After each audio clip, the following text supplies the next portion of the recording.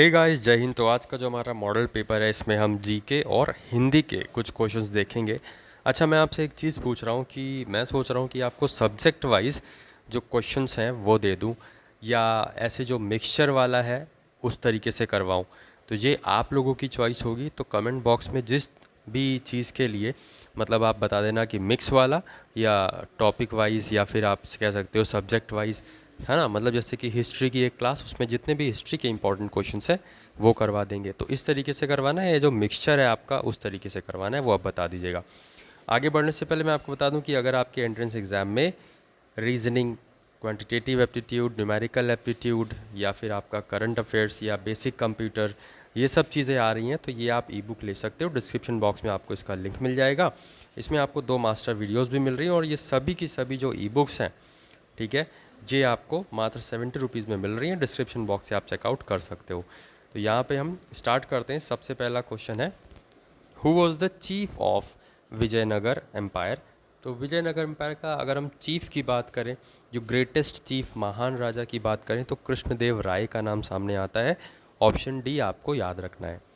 Questions में आप check ज़रूर करते हुए चलें अपने आप को कि अभी तक आपने जो पढ़ा है वो उसमें से आपको कितना आ रहा है, कितना याद है, कितने क्वेश्चंस आप कर पा रहे हो। इंडियन नेशनल कांग्रेस आईएनसी की स्थापना कब हुई थी? तो ये आई थिंक आप सभी को पता होना चाहिए कि सर 1885 में। ऑप्शन सी करेक्ट आंसर यहाँ पे बनेगा, क्योंकि इंडियन नेशनल कांग्रेस की स्थापना 1885 में हुई थी। आगे बढ़ते हैं। नेक्स्ट क्वेश्चन है, Babur has written his autobiography in which language. तो बाबर ने अपनी ऑटोबायोग्राफी लिखी थी किस लैंग्वेज में? तो आपको यहाँ पे ये बताना है, पर्शियन, हिंदी, इंग्लिश या फिर टर्किश। तो करेक्ट ऑप्शन यहाँ पे आपका बनेगा option D, that is Turkish. ठीक है। क्या नाम था? तुझो के बाबरी नाम था क्या? अगर यही नाम था तो कमेंट बॉक्स में आप लोग ज़रूर से बताइएगा। आगे बढ़ते हैं। How many janapads were there during the period of Buddhism and Jainism. कितने महाजनपद हुआ करते थे, बस ये बताना है आपको। ठीक है। सारे के सारे जितने भी महाजनपद हैं उनकी आपको राजधानी, आई मीन कैपिटल, याद होनी चाहिए। यहाँ पे हम बात करें, ऑप्शन डी करेक्ट आंसर है, 16 महाजनपद थे। नेक्स्ट क्वेश्चन पे चलते हैं। अगला क्वेश्चन है हमारा, last governor general of India. तो last governor general of India कौन था? सो करेक्ट ऑप्शन आपका बनेगा राजगोपालाचारी। नेक्स्ट क्वेश्चन है, स्लोगन करो या मरो। ठीक है, करो या मरो का नारा किसने दिया था?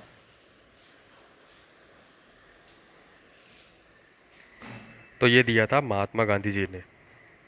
आगे बढ़ते हैं। अगला आपका है कि 1857 का जो रिवॉल्ट है वो किस सिटी से स्टार्ट हुआ था? तो ये आपका स्टार्ट हुआ था मेरठ से। Option A is the right answer.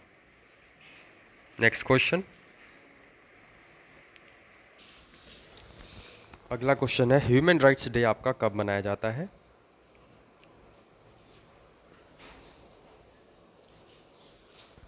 सो ये मनाया जाता है आपका 10 दिसंबर, 10th ऑफ दिसंबर को।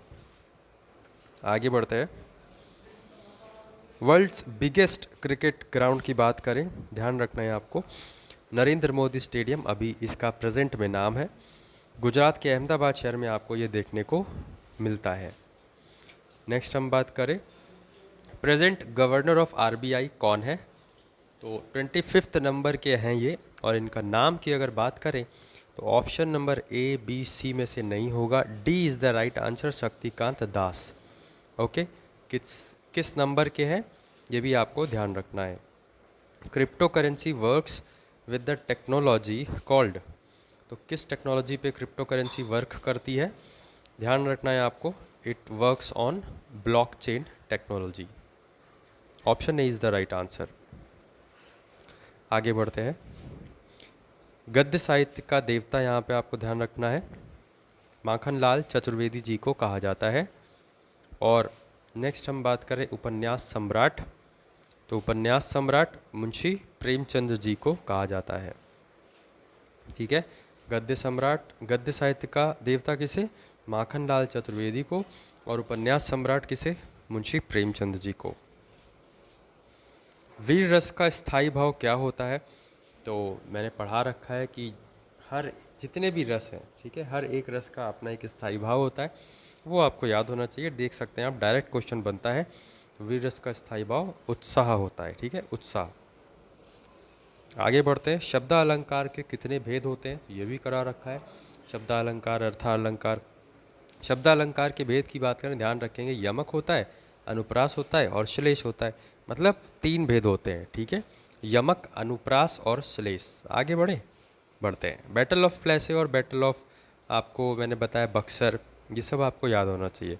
बैटल ऑफ प्लेसी की बात करें तो 1764 नहीं होगा, 1787 नहीं होगा, 1787 नहीं होगा, 1757 बैटल ऑफ प्लेसी 1757 होगा, याद रखना है आपको, ठीक है। बैटल ऑफ बक्सर भी याद रखना है।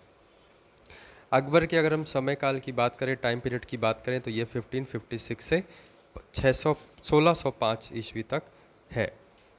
प्लग्ड फील्ड, जुते हुए खेत का प्रमाण जो है आपको किस इंडस वैली साइट से देखने को मिलता है, उस साइट में जो है नाम क्या है, तो अगर आप बात करोगे, वो जो शहर है वो है आपका, जो साइट है वो है आपका कालीबंगन, ठीक है, राजस्थान में। आगे बढ़ते हैं।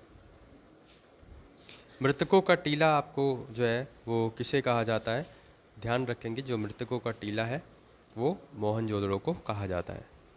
ओल्डेस्ट माउंटेन रेंजेस की बात करें तो आपकी जो अरावली, गुरु शिखर, ब्लॉक माउंटेन या फिर काराकोरम रेंजेस, दिए गए ऑप्शंस के हिसाब से आपका जो ऑप्शन नंबर ए है अरावली रेंजेस, ये जो है आपकी ओल्डेस्ट माउंटेन रेंजेस हैं, याद रखना है, इंपॉर्टेंट है। आगे बढ़ते हैं। अगर आपको क्वेश्चंस पसंद आ रहे हैं तो आप लाइक करके शेयर जरूर कर सकते हैं और चैनल को सब्सक्राइब कर सकते हैं, जिससे आपका आने वाले दिनों में जो भी क्लासेस होंगी वो आपको उसका नोटिफिकेशन आपको मिलता रहेगा, इसलिए बेल बटन भी ज़रूर दबा दीजिएगा। नेक्स्ट क्वेश्चन आपसे पूछ रहा है, in which layer of atmosphere all weather activities takes place. तो वेदर एक्टिविटीज़ आपकी कौन सी लेयर पर होती हैं, आप सभी को पता है कि हमारा जो एटमॉस्फेयर उसमें डिफरेंट डिफरेंट लेयर्स हैं, ठीक है। इस क्वेश्चन का आंसर आपका ट्रोपोस्फेयर बनेगा, ध्यान रखना है। ऑल वेदर एक्टिविटीज़ जब बात करेगा तो troposphere is the right answer, ठीक है। Which among the following is not a metamorphic rock, यहाँ पे आप कर लीजिए which among the following is a metamorphic rock, ठीक है, नॉट हटा दीजिए, क्योंकि दिए गए ऑप्शंस के हिसाब से आपका एक ही जो है जिनिस ये मेटामॉर्फिक रॉक है, बाकी सब अदर एग्जाम्पल्स हैं। तो ऑप्शन सी यहाँ पर करेक्ट आंसर बन जाएगा, जो मैंने करेक्शन करा है उससे आप ध्यान रखेंगे। संथल रिबेलियन की अब हम बात करते हैं, तो 1855 में ये स्टार्ट किया गया था सिद्धू और कान्हू के द्वारा। उसके बाद आपको याद रखना है मोपला रिबेलियन 1921 में। उसके बाद आपको याद रखना है कि जो सोमनाथ टेम्पल है वो कहाँ पे है, गुजरात में। अलबरूनी के द्वारा लिखी गई किताब का नाम, बुक का नाम किताबुल हिंद है, ये भी आपको याद रखना है। यहाँ पे मैंने आपके सामने डायरेक्ट टैक्सेस और इनडायरेक्ट टैक्सेस का एग्जाम्पल दिया है, तो ये आप याद रखेंगे। डायरेक्ट टैक्सेस के एग्जाम्पल में से income tax, capital gain tax, security transactions tax, perquisite tax और कॉरपोरेट टैक्स। इनडायरेक्ट टैक्स में जीएसटी आपका आएगा, याद रखेंगे। सेल्स टैक्स आएगा आपका, सर्विस टैक्स आएगा, custom duty, excise duty, VAT जिसे हम वैट बोलते हैं, वैल्यू एडेड टैक्स, और कस्टम ड्यूटी ऑन ऑक्ट्रॉय या ऑन गुड्स आप बोल सकते हो, ये इनडायरेक्ट टैक्स के एग्जाम्पल है, याद रखेंगे, इंपॉर्टेंट है। डायरेक्ट आपको 4 ऑप्शन दे देगा, पूछ लेगा इसमें से कौन सा इनडायरेक्ट टैक्स है, कौन सा इनडायरेक्ट टैक्स नहीं है, कौन सा डायरेक्ट टैक्स है, कौन सा डायरेक्ट टैक्स नहीं है, एंड सो ऑन, ठीक है। आगे बढ़ते हैं। जीडीपी क्या है, तो GDP measures the monetary value of final goods and services, that is those that are bought by the final user produced in a country in a given period of time. GDP का जो formula है वो भी आपको याद रख लेना है, ठीक है, क्योंकि इंपॉर्टेंट है, क्वेश्चन बनता है। आगे बढ़ते हैं। फिलहाल के लिए कुछ इंपॉर्टेंट फैक्ट्स आपके सामने हैं। 42nd अमेंडमेंट 1976 में आया था। मिनी कॉन्स्टिट्यूशन की बात करें तो 42nd अमेंडमेंट को ही हम मिनी कॉन्स्टिट्यूशन भी बोलते हैं। प्रियम्बल जो है वो उसको हम सोल ऑफ इंडियन कॉन्स्टिट्यूशन भी कहते हैं। और फंडामेंटल राइट्स की बात करें तो आर्टिकल 12 से 35 या आर्टिकल 12 से 35 फंडामेंटल राइट्स की बात की गई है। ऑस्ट्रेलिया से हमने जो है प्रियम्बल की लैंग्वेज को लिया है, ठीक है, प्रियम्बल की लैंग्वेज जो है वो हमने ऑस्ट्रेलिया से लिया है, याद रखेंगे ये चीज़। Chairman of drafting committee Ambedkar ji थे, भीमराव अम्बेडकर जी। और total members of constituent assembly तो 389 थे, ये आपको याद रखना है। Ad hoc committee on national flag तो चेयरमैन इसके कौन थे? राजेंद्र प्रसाद थे, ठीक है। Ad hoc committee on national flag chairman कौन थे? राजेंद्र प्रसाद। आगे बढ़ते हैं हम। Who divided economics into two parts? तो रैगनर फ्रिस्क इनका नाम है, याद रखेंगे, इन्होंने इकोनॉमिक्स को दो भागों में बांटा था। नेक्स्ट है आपका फादर ऑफ पॉलिटिकल साइंस। तो father of political science Aristotle को बोलते हैं, ये भी आपको याद रखना है। आगे हम बात करें द रिपब्लिक, ये जो बुक का नाम है ये किसके द्वारा लिखी गई है? तो ये लिखी गई है प्लेटो के द्वारा। नेक्स्ट चलते हैं। सोशल जस्टिस जो है वो हमारे भारतीय संविधान इंडियन कॉन्स्टिट्यूशन के किस पार्ट में इंक्लूड की गई है? ऑप्शंस आपके सामने कुछ इस तरीके से हैं। DPSP directive principles of state policy, preamble, या फिर आपका बोथ एएनसी, या फिर आपका ऑप्शन डी आर्टिकल 39। ध्यान रखना है इसमें हमारा डीपीएसपी में जो आर्टिकल 38 है वहाँ पे भी हमारा ये जो सोशल जस्टिस है इसकी बात कही गई है, और प्रियम्बल में तो जस्टिस की बात कही ही गई है। तो बोथ एएनसी ऑप्शन आपका करेक्ट हो जाएगा। जो मैंने बताया कि आर्टिकल 38 में, तो ये भी आप ध्यान रखेंगे कि जो डीपीएसपी आर्टिकल 38 के तहत जो सोशल जस्टिस है वहाँ पे बात की गई है, सोशल जस्टिस का मेंशन किया गया है। आगे बढ़ते हैं। देखिए विलियम शेक्सपियर के बारे में मैंने कुछ यहाँ पे चीज़ें आपके सामने रखी हैं कि इनका जन्म कब हुआ, ठीक है, बैप्टाइज्ड, और जहाँ पे डाइड कब हुए, सब चीज़ आपको यहाँ पे ध्यान रखनी है, ठीक है। जो प्लेस ऑफ बर्थ है ये भी ध्यान रखना है, स्टैफोर्ड, इंग्लैंड। नेक्स्ट हम बात करें पूस की रात के लेखक कौन है? तो मुंशी प्रेमचंद जी हैं, ये भी याद रखना है।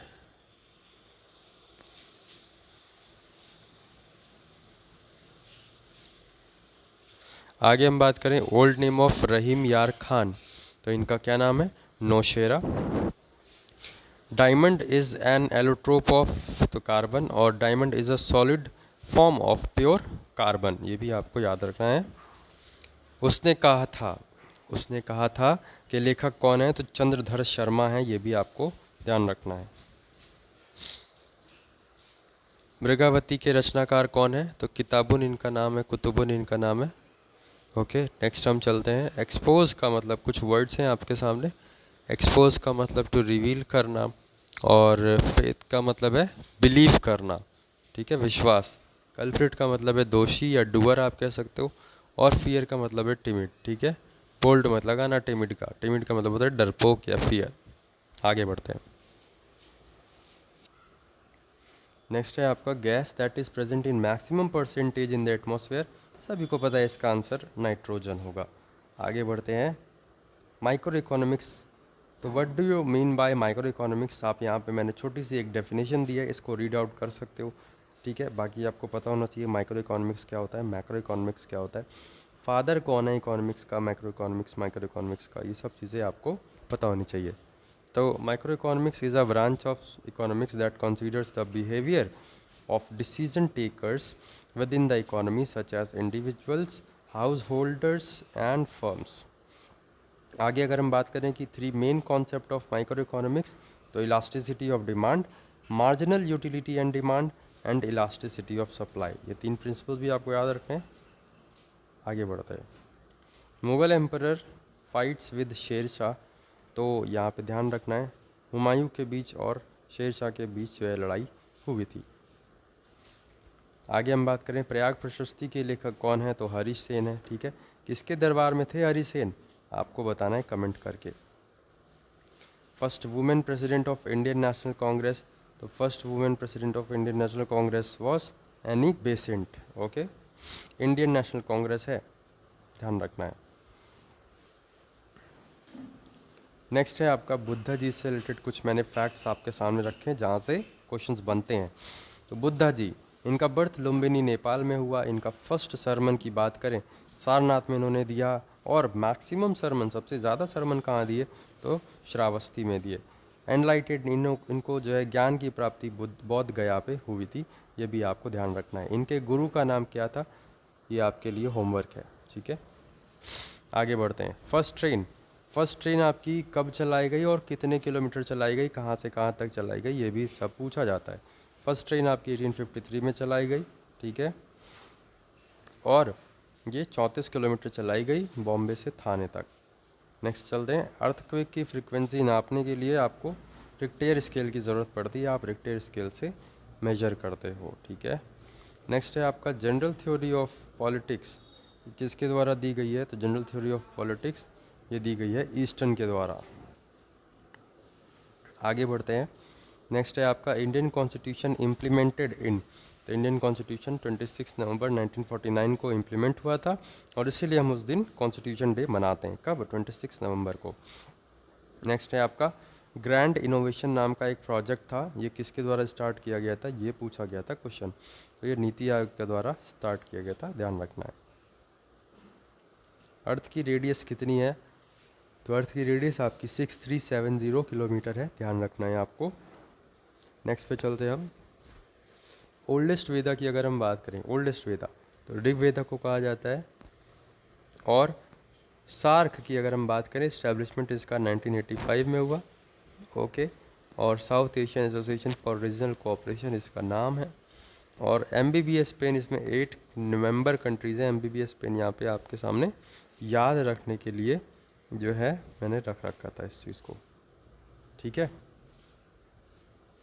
MBBS पेन 8 मेंबर कंट्रीज़ हैं, Maldives, Bangladesh, Bhutan, Sri Lanka, Pakistan, Afghanistan, India, Nepal. Short trick है ये, याद रखना है, ठीक है। सो इसी के साथ आज का जो हमारा ये मॉडल पेपर है ये समाप्त होता है। ये ई बुक आप डिस्क्रिप्शन बॉक्स से चेकआउट कर सकते हो अगर आपके एंट्रेंस एग्जाम में reasoning, mental aptitude, current affairs और बेसिक कंप्यूटर जैसे चीज़ें आ रही हैं। और ये सभी की सभी ई बुक आपको मात्र 70 रुपीज़ में दी जा रही हैं। डिस्क्रिप्शन बॉक्स से चेकआउट करिए, अभी लीजिए, बहुत ही पूरा निचोड़ इसमें आपको मिल जाएगा और सारा का सारा चीज़ें आपको धीरे धीरे कवर हो जाएंगी। हर एक पैटर्न इसमें आपको कवर अप मिलने वाला है। फैमिली में तो फैमिली को सब्सक्राइब करके बेल बटन ज़रूर दबा दीजिए, जिससे आने वाले दिनों में आपको सभी क्लासेस का अपडेट टाइम टू टाइम मिलता रहेगा। अच्छे से पढ़िए, रिवीजन करिए, सब कुछ डेफिनेटली सिलेक्शन होगा, बस मेहनत करिए। जय हिंद, जय भारत।